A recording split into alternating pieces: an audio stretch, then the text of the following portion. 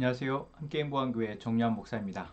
9월 19일 아침 기도회 시작하겠습니다. 사무엘하 2장 11절에서 11절의 말씀입니다. 이런 일이 일어난 뒤에 다윗이 주님께 제가 유다에 있는 성읍으로 올라가도 됩니까? 하고 여쭈었다. 주님께서 그에게 올라가라고 하셨다. 다윗이 다시 여쭈었다. 어느 성읍으로 올라가야 합니까? 주님께서 헤브론으로 올라가라고 알려주셨다. 그리하여 다윗이 그곳으로 올라갔고 그의 두 아내 이스라엘 여인 아히노암과 갈멜 사람 나발의 아내였던 아비가일도 함께 올라갔다. 다윗은 자기의 부하들과 그들의 온 가족을 데리고 함께 올라가서 헤브론의 여러 성읍에서 살도록 하였다. 유다 사람들이 찾아와서 그곳에서 다윗에게 기름을 부어서 유다 사람의 왕으로 삼았다. 사울을 장사 지낸 사람들이 길르앗의 야베스 사람들이라는 소식이 다윗에게 전해지니 다윗이 길르앗의 야베스 주민에게 사절을 보내어 그들에게 이와 같이 전하였다. 야베스 주민 여러분이 사울 왕의 장례를 잘 치러서 왕에게 의리를 지켰으니 주님께서 여러분에게 복을 주시기 바랍니다. 여러분이 그러한 일을 하였으니 이제는 주님께서 여러분을 친절과 성실로 대하여 주시기를 바랍니다. 나도 여러분을 잘 대접하겠습니다.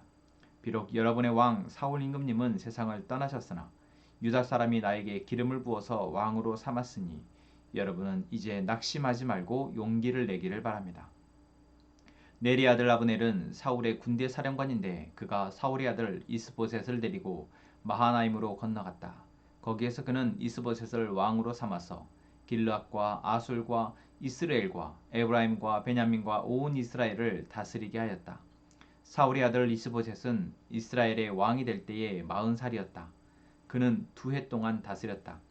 유다 족속은 다윗을 따랐는데 다윗이 유다 족속의 왕으로 헤브론에서 다스린 기간은 7해 6달이다. 아멘.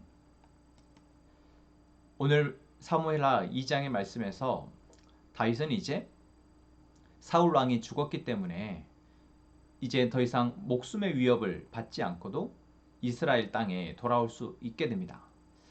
자, 그때 다윗의 선택은 무엇입니까? 여러분이 다윗이라면 어떤 선택을 하시겠습니까? 다윗은 이미 사무엘로부터 기름을 부음 받았습니다. 다음 때 왕으로 하나님이 내정하신 것이죠. 물론 그 사실을 대부분의 사람들이 모르고 있다 할지라도 다윗은 그것을 알고 있었고 자신이 방해물인 사울 왕이 없기 때문에 그리고 아들인 요나단도 죽었기 때문에 충분히 자기가 모든 사람들에게 공표하여 왕이 될 수 있습니다. 자, 그런데 오늘 다윗은 먼저 하나님께 묻습니다. 제가 유다에 있는 성읍으로 올라가도 됩니까? 다윗의 출신이 유다 지파이죠. 그래서 다윗은 유다에 있는 성읍으로 올라가도 되는지조차 하나님께 묻고 있습니다. 이미 하나님이 왕으로 내정하셨고 기름 부었지만 다윗은 이때 모든 자신의 감정이나 생각과 판단보다도 하나님의 뜻이 무엇인지를 묻고 있는 것입니다. 여러분, 이것이 우리에게 정말 필요한 자세입니다. 내가 알고 있다고 해서, 내가 경험했다고 해서, 또는 나에게 이미 주어진 것이라 해서 내가 그것을 묻지 않고 내 생각에 따라서, 감정에 따라서 그것을 취하는 것, 또한 그것을 선택하는 것. 여러분, 이것이 우리에게는 어쩌면 너무나 익숙합니다. 그런데 우리에게 지금 내 눈앞에 좋은 것, 내게 이익이 되는 것 있다 할지라도 하나님께 묻는 것, 이것을 취하는 것이 하나님의 뜻인지, 이곳에 가는 것이 하나님의 뜻인지 묻는 것. 여러분, 이것이 우리에게 오늘 말씀이 던지고 있는 질문입니다. 또한 과제이기도 하죠. 잘 되어지지 않은 훈련의 영역이기 때문에 우리에게 이러한 부분을 하나님께서 지금 말씀하고 계시는 것 같습니다. 자, 그러면서 8절부터 이 다윗과 대비가 되어지는 한 사람을 보여주는데 그것은 바로 넬의 아들 아브넬입니다. 사울의 군대 장관, 우리로 치면은 국방부 장관의 역할입니다. 사울이 죽자 이 군대 장관이었던 아브넬은 사울의 아들인 이스보셋을 데려다가 이스라엘의 왕으로 추대를 합니다. 어쩌면 사울의 충신으로서 마땅히 해야 할 일인 것 같습니다. 그런데 이제 이 군대 장관 아브넬의 어떤 속내는 결국 이스보셋을 왕으로 세우고 자신이 권력, 어떤 군권을 갖고 있는 자신이 그 모든 힘을 가진 채 이 나라를 좌지우지하고자 하는 마음이 있었던 것입니다. 그래서 그 뒤에 이제 이 이스라엘을 다스리는 기간 가운데 이스보셋은 실제로 할 수 있는 일들이 많이 없었습니다.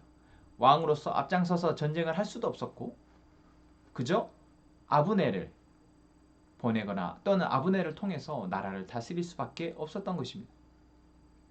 자, 다윗과 아브넬이라는 두 사람의 모습이 오늘 2장에서 대비가 되어집니다. 다윗은 이미 하나님이 인정하셨고 하나님이 약속하신 그 자리임에도 불구하고 그 자리를 물어서 나아갑니다. 그리고 모든 지파에게 그것을 공표하여 자신이 왕이 되기보다 먼저 유다 사람들로부터 왕으로 추대되어집니다. 그래서 이 헤브론에서 이제 왕으로 되어지는데 여러분 이 기간 역시 7년 반이라는 시간입니다. 오늘 마지막 11절에 그 이야기를 하고 있죠. 여러분 이것이 참 어쩌면 다윗에게 주신 하나님의 또 한 번의 어떤 시대연이나 또는 시험의 과정입니다. 군권으로도 그렇고 백성들로부터의 어떤 인정도 그렇고 하나님으로부터의 인정도 그렇고 다윗은 모두 다 자신에게 있었지만 철저하게 하나님의 시간에 따라서 지금 자기에게 주어진 길을 가려고 한다라는 것입니다. 반면에 아브넬은 자기의 욕심을 위해서 사울의 아들인 이스보셋을 허수아비로 세우고 결국 자신의 이 탐욕을 채우려 합니다. 결국 하나님이 다스리고자 했던 이 나라는 둘로 쪼개어지는 결과로 나오죠. 여러분 우리는 하나님은 도대체 이 상황 가운데에서 무엇을 하시나 라고 묻지 않을 수 없습니다. 분명 다윗을 통해서 다윗에게 직접적으로 말씀하셔서 너가 빨리 12지파를 다스려라 이스라엘의 왕이 되어라 라고 말씀하실 수 있으실 텐데 하나님은 다윗에게 그렇게 하지 않으십니다. 그리고 이스보셋이나 또는 아브넬의 이러한 선택에 대해서 지켜보시는 것이죠. 이것이 어쩌면 우리가 살아가는 이 세상 속에서 지금 우리가 맡고 있는 상황입니다. 하나님이 직접적으로 빨리 선한 일을 이루시고 또한 나에게 힘들게 하는 이러한 상황들을 해결해 나가시고 빨리 하나님의 나라를 다시 회복시키시고 확장하시면 좋겠는데 하나님은 우리의 바람이나 우리의 어떤 조바심과는 다르게 하나님의 일을 하시더라라는 것입니다. 여러분 이것이 바로 하나님의 시간의 문제입니다. 우리의 시간과 하나님의 시간의 이 속도가 다르고 방향이 다를 수 있다라는 것이죠. 그렇기에 우리가 해야 할 것은 무엇이냐? 오늘 다윗이 하는 것처럼 다윗이 그랬던 것처럼 하나님 내게 오늘 주어진 상황 속에서 이렇게 나아가는 것이 맞습니까? 묻는 것입니다. 빨라도 소용없고 너무 늦어도 안 되고 올바른 방향, 하나님이 가게 하시는 방향, 내게 지금 보게 하시는 이 방향 속에서 내가 그것을 묻고 하나님의 시간에 맞추어 나의 시간을 같이 가는 것. 여러분 이것이 오늘 다윗이 했던 일이고 바로 우리가 오늘 우리의 삶에서 해야 할 일인 것 같습니다. 그렇게 되어지기를 소망합니다. 하나님이 오늘 우리에게 주신 말씀을 통해 우리가 그렇게 오늘 삶을 세상의 기회나 내 안의 욕심보다도 하나님의 뜻을 쫓아 나갈 수 있기를 위해서 기도하며 오늘 하루 또한 이번 한 주를 살아가기를 원합니다. 기도합시다. 하나님, 오늘 우리에게 하나님의 말씀을 들려주시니 감사합니다. 다윗의 이야기가 오늘 우리에게 묻고 있습니다. 우리는 하루의 삶을 살아가며 내게 주어진 상황 속에서 하나님의 뜻을 묻고 있는가? 너무나도 쉽고 확실한 길이라 할지라도 묻고 하나님의 뜻을 쫓아 나아가는 저희가 되게 하여 주옵소서. 우리 안에 있는 욕망이나 세상의 기회를 쫓지 않게 하여 주옵소서. 하나님의 뜻을 쫓아 살아가게 하여 주옵소서. 하나님, 우리 함께 행복한 가족들 어제 말씀을 통해서 우리와 함께 하시는, 또한 우리에 앞서서 일하고 계시는 하나님을 묵상합니다. 이 하나님을 잃지 않게 하시고 이 하나님을 신뢰함으로 이번 한 주 담대하게 살아내게 하여 주옵소서. 동건 형제와 하나님이 사랑하시는 귀한 삶을 살아가게 하시고, 또한 직장에서, 가정에서, 또한 친척들과의 관계 속에서 하나님의 말씀, 복음을 전하게 하심 또한 감사합니다. 하나님, 그 모든 자리에서 하나님의 백성, 또한 하나님의 귀한 종으로서 주의 놀라운 복음을 가지고 살아내며 전수하는 귀한 동건 형제님 될 수 있도록 육체의 건강함과 또한 마음을 지켜 주시옵소서. 하나님, 오견자매 하나님께서 일하는 곳에서, 또한 가정에서, 또한 주변에 있는 사람들에게 하나님의 말씀을 잘 전하게 하시고 또한 그 삶을 전하게 하시며 이제 그들을 섬기고 살피게 해 주신 은혜에 감사합니다.